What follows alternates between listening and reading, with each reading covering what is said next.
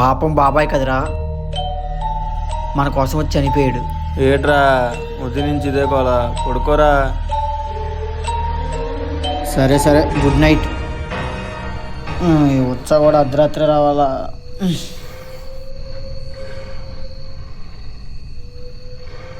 హా.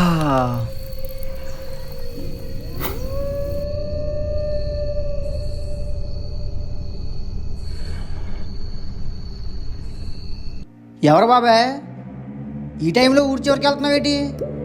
బాబాయ్ నిన్నే.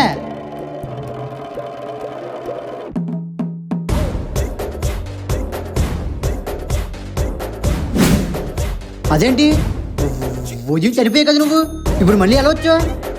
బాబాయ్ నిన్నే.